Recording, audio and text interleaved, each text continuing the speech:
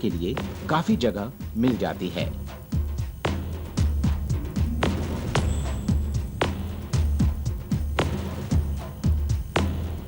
खाने के कणों को दांतों से साफ करने का एकमात्र तरीका है ठीक से ब्रश करना।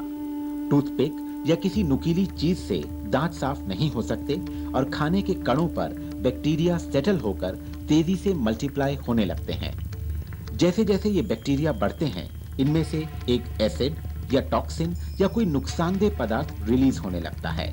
ये एसिड दांतों के इनेमल को डिसॉल्व कर देता है और शुरू होता है दांतों में कैविटी या छेदों का सिलसिला।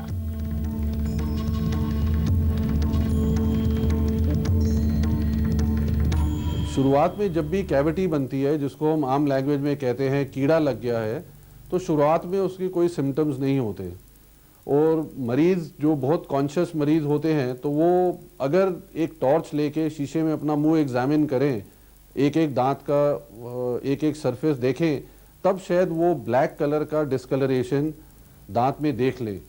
तो अगर ऐसा दिखाई देता है उनको, तो उनको एकदम चौकन्ना हो जाना चाहिए कि हो सकता है दांत में कीड़ा लग रहा है या कैविटी हो रही है, और वो डेंटिस्ट की सलाह ले लें। एक बार कैविटी बन गई तो लगातार बढ़ती जाती है। इस कैविटी में खाना और फंसने लगता है। ज्यादा खाना मतलब ज्यादा बैक्टीरिया, और ज्यादा बैक्टीरिया का मतलब है ज्यादा एसिड और टॉक्सिन्स। ये नन्हा सा काला दाग कणिका के दांतों की परेशानी की शुरुआत है।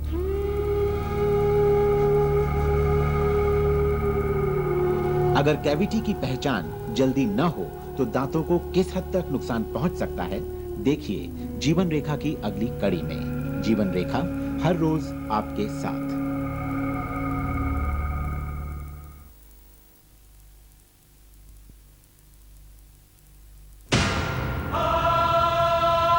एक बार दांत में कैविटी बन जाने यानी कीड़ा लग जाने पर इसमें जमा खाने के कणों तक ब्रश नहीं पहुंच पाता। इस गंदगी में बैक्टीरिया बढ़ते जाते हैं और कैविटी गहरी होती चली जाती है।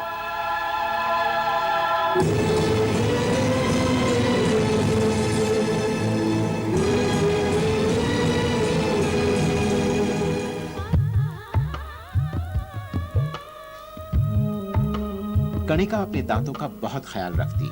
उसकी कोशिश रहती कि वो सख्त चीजें यानी कच्ची सब्जियां जैसे गाजर वगैरह खाए, ताकि उसके दांतों को एक्सरसाइज मिलती रहे।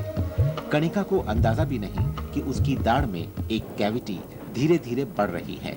कारण कैविटीज की शुरुआत में कोई दर्द या सेंसेशन का एहसास नहीं होता।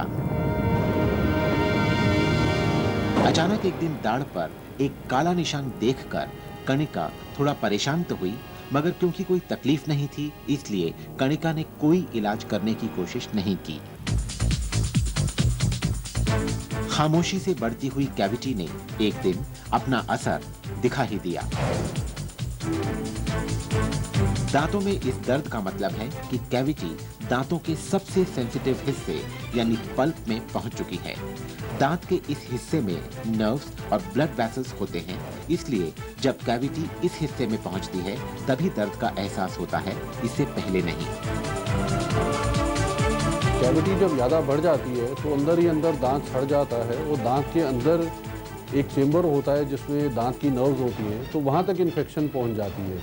तो वो इन्फेक्शन दांत के नर्व्स को इन्फेक्ट कर देती है। इस स्टेज पे बहुत दर्द होता है, it is a very painful stage. और दूसरा, इस दर्द में खास बात ये होती है कि ये रेडिएट करता है। अगर पीछे के दांत में नर्व इन्वॉल्व हो जाती है तो लगता है आगे के दांत में है। अक्सर ये सर तक भी रेडिएट करता है। कई बार हमारे पास मरीज आते हैं, प्रॉब्लम तो एक जॉ में होती है, वो कहते हैं दर्द दूसरे जॉ में होती है। तो नर्व पेन का ये कैरेक्टरिस्टिक फीचर होता है कि ये डिफ्यूज टाइप होता है और रेडिएट करता है, और बहुत सिवियर होता है। कई बार तो इतना सिवियर होता है कि पेशेंट पेन किलर खाया जाता है और फिर भी उसको आराम नहीं मिलता। आखिर कणिका को डॉक्टर के पास आना ही पड़ा। क्या कणिका के दांतों की कैविटीज भरी जा सकेंगी? जानने के लिए देखिए जीवन रेखा की अगली कड़ी। जीवन रेखा हर रोज आपके साथ।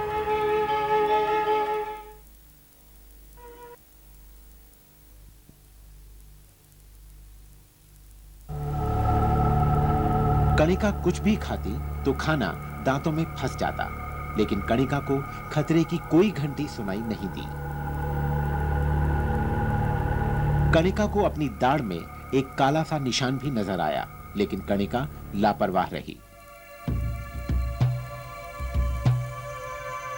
आखिर दांतों में बढ़ती कैविटी ने अपनी मौजूदगी जता दी। कणिका अपने दांतों को और नजरअंदाज नहीं कर पाई।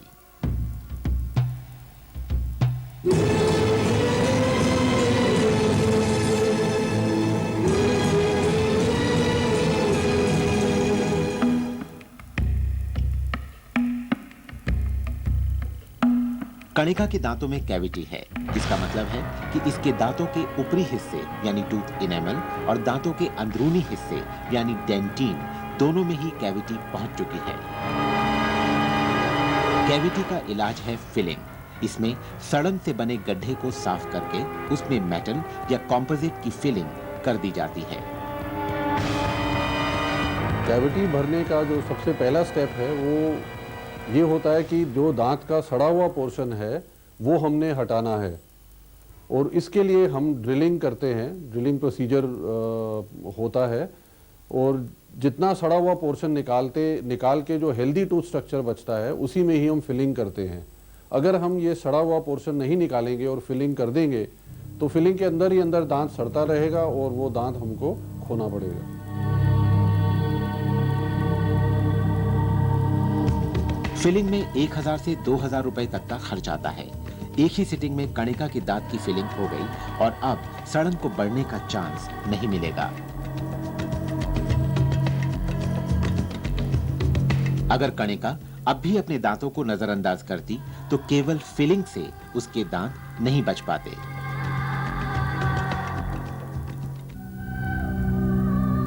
लता के दांतों की कैविटीज फिलिंग की स्टेज पार कर चुकी हैं। कैविटीज की गहराई जानने के लिए जरूरी है दांतों का एक्सरे।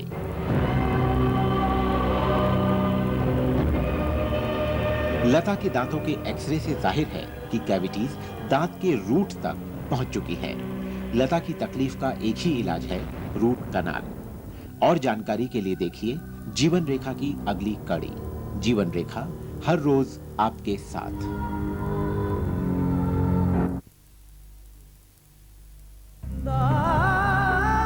लता के दांतों की कैविटीज लगातार बढ़ती गई और दांतों की जड़ तक पहुंच गई। दांतों के एक्सरे से भी ये बात साबित हो गई। कैविटीज इस हद तक बढ़ चुकी हैं कि इन्हें भरने के लिए लंबे समय तक इलाज करना पड़ेगा।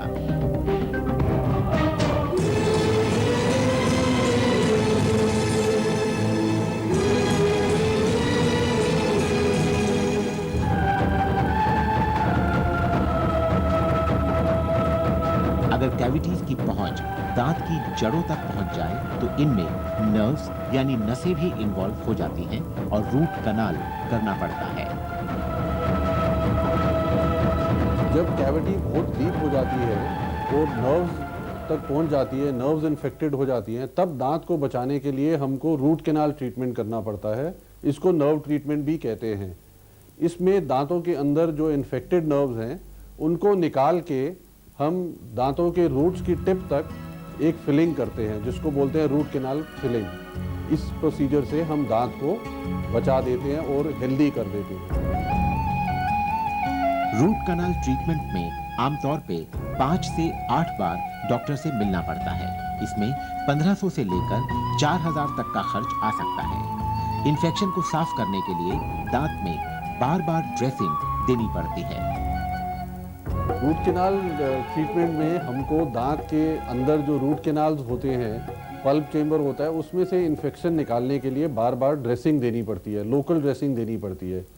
उसका रीज़न ये है कि दांत के अंदर एक बार नर्व्स डेड हो जाती हैं, सड़ जाती हैं, तो उसमें ब्लड सर्कुलेशन तो होता नहीं है, तो एंटीबायोटिक्स वहाँ नहीं पहुँच सकती जिससे कि हम इन्फेक्शन वहाँ से हटा दें। तो उनको लोकल क्लीनिंग और लोकल ड्रेसिंग से ही वो इन्फेक्शन हमको रिमूव करनी पड़ती है। और इसका एक पर्टिकुलर कोर्स होता है, और जो नंबर ऑफ ड्रेसिंग्स जितनी ज़रूरत है पर्टिकुलर केस में, उतनी ड्रेसिंग्स करके ही हम रूट कैनाल फिलिंग कर सकते हैं। अगर हम इसमें पूरी ड्रेसिंग्स नहीं करेंगे तो इलाज ठीक से नहीं होगा, रूट कैनाल ट्रीटमेंट सक्सेसफुल नहीं होगा।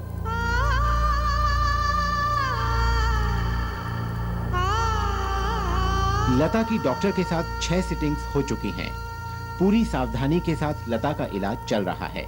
फिर भी लता कुछ परेशान है। क्या इन्फेक्शन पूरी तरह खत्म हो पाएगा? जानने के लिए देखिए जीवन रेखा की अगली कड़ी। जीवन रेखा हर रोज आपके साथ।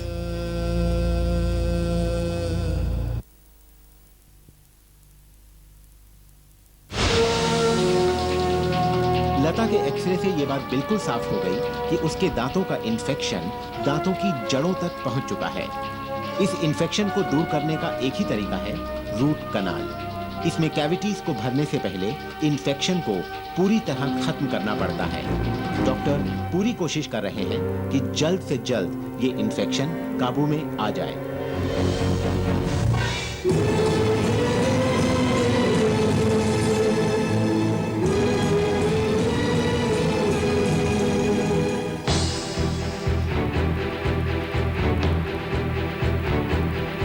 रूट कनाल ट्रीटमेंट में 5 से 8 बार डॉक्टर के पास जाना पड़ता है।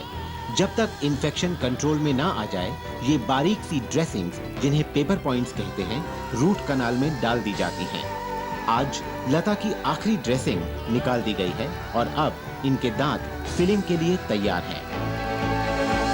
डीप कैविटीज में जब भी हमको मेटल फिलिंग करनी होती है तो हम पहले टेम्पररी फिलिंग करते हैं और उसको कुछ टाइम तक छोड़ देते हैं, जिससे कि वो दांत के नर्व्स को सूद कर दे। तो उसके बाद हम परमानेंट फिलिंग करते हैं और पेशेंट को टेम्पररी फिलिंग के बाद आराम मिल जाता है, लेकिन वापस परमानेंट फिलिंग कराने जरूर आना चाहिए। कई पेशेंट्स जो टेम्पररी फिलिंग करा के वापस नहीं आते, कुछ टाइम के बाद फिर वो पेन लेके आते हैं, चूँकि टेम्पररी फिलिंग तो निकल जाती है और उसके बाद दांत में दोबारा से डिके प्रोसेस शुरू हो जाता है। दांत को निग्लेक्ट करने का मतलब है दांत को खोना, जैसा नंदिनी ने किया। नंदिनी लगातार अपने दांतों के प्रति लापरवाह रही। नतीजा, अब नंदिनी को अपने दांत निकलवाने पड़ेंगे। काफ़ी टाइम से मेरे को अपने दांत में काफ़ी दर्द था और कुछ प्रॉब्लम महसूस हो रही थी। पर ये सोच के कि ये प्रॉब्लम ठीक हो जाएगी, मैं अपने आप पेन किलर्स खाती रही और डेंटिस्ट के नाम से इतना डर लगता था कि सोचा कि छोड़ो, क्या जाना, अपने आप ही ठीक हो जाएगा। करते करते काफ़ी ख़राब हो गया केस और फाइनली जब दर्द बिल्कुल ही बर्दाश्त के बाहर था, मैं डेंटिस्ट के पास आई और पता लगा कि दांत काफ़ी ख़राब हो गया है और अब फिलिंग भी नहीं हो सकती है, पर उसको निकालना ही पड़ेगा। असली दांत खो देने से चेहरे की खूबसूरती पर तो असर पड़ता ही है, साथ में बचे हुए दांतों पर भी असर होता है। किसी भी उम्र में किसी भी वजह से अगर दांत खोना पड़े तो उसको रिप्लेस करवाना बहुत जरूरी है। नकली दांत लगवाना क्यों जरूरी है, जानने के लिए देखिए जीवन रेखा की अगली कड़ी। जीवन रेखा हर रोज आपके साथ।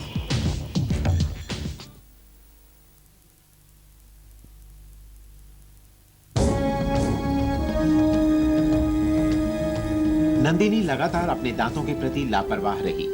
उसके दांतों की तकलीफ बढ़ते बढ़ते इस हद तक पहुंच गई कि आज डॉक्टर को उसके कुछ दांत निकालने पड़ेंगे।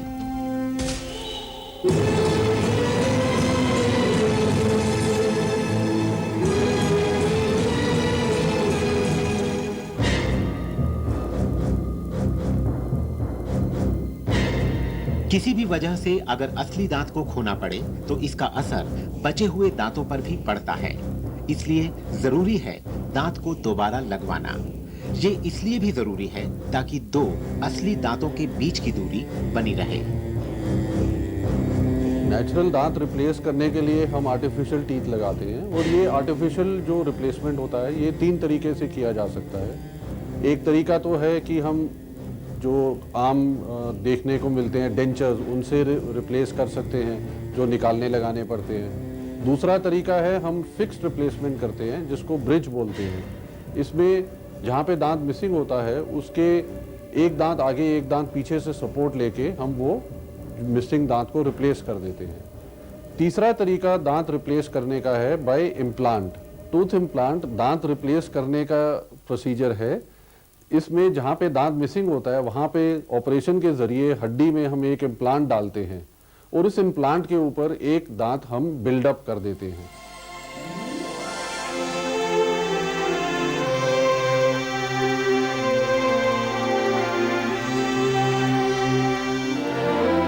आर्टिफिशियल दांतों की देखभाल भी बहुत ज़रूरी होती है। अगर आप डेंचर लगाते हैं तो सुबह शाम उनको भी ज़रूर साफ़ करिए ब्रश और टूथपेस्ट या ब्रश और सोप से। रात को सोते टाइम डेंचर्स निकाल देने चाहिए और उनको नॉर्मल टैप वाटर में, जिसमें कि एक क्लीनिंग टेबलेट डाल के रखना चाहिए। अगर आपने ब्रिज या कोई फिक्स्ड रिप्लेसमेंट कराया हुआ है तो उसके एजेस भी आपको बहुत साफ़ रखने चाहिए। इसके लिए इंटरडेंटल ब्रश आता है या डेंटल फ्लॉस आता है, उसके ज़रिए आपको ये क्लीन रखना चाहिए। दूसरा, जहाँ पे ब्रिज, जिस एरिया में ब्रिज लगा हुआ है उस एरिया में गाल फुला के कुल्ला करने की कोशिश करनी चाहिए। दांत नकली हो या असली, इनकी सेहत का मूल मंत्र एक ही है, सफाई और अच्छी तरह सफाई। इस बारे में और जानकारी जीवन रेखा की अगली कड़ी में। जीवन रेखा हर रोज आपके साथ।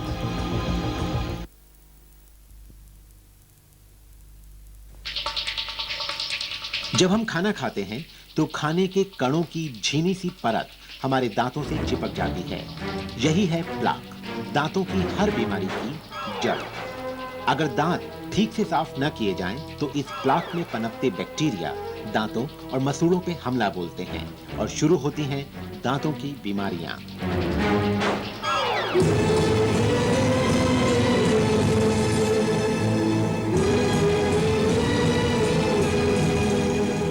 लकड़ी की काठी पे घोड़ा, घोड़े की दुम पे जो मारा हथौड़ा, दौड़ा दौड़ा दौड़ा घोड़ा दुम उठा के दौड़ा।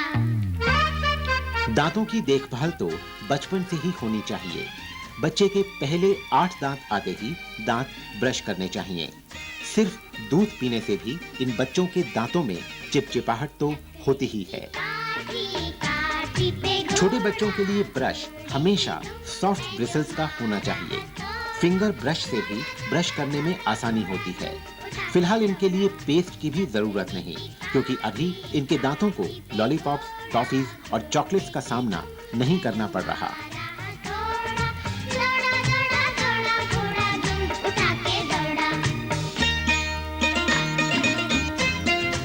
चॉकलेट, लॉलीपॉप्स और चिप्स, इनसे बच्चों को दूर रखना कुछ ऐसा ही है जैसे आसमान से तारे तोड़ना। बच्चों ने ये सब खाया नहीं कि बैक्टीरिया भी अपना हिस्सा मांगने पहुंच जाते हैं और इतनी सी उम्र में दांत कैविटीज का शिकार हो जाते हैं। ऐसा ही हुआ समयक के साथ। ये बहुत ज़रूरी है कि हम दूध के दांत भी बचा के और हेल्दी स्टेज में रखें। ऐसा नहीं होना चाहिए कि कोई दूध का दांत में कीड़ा लगा है तो उसका इलाज ना कराएं या उसको बहुत जल्द टाइम से पहले ही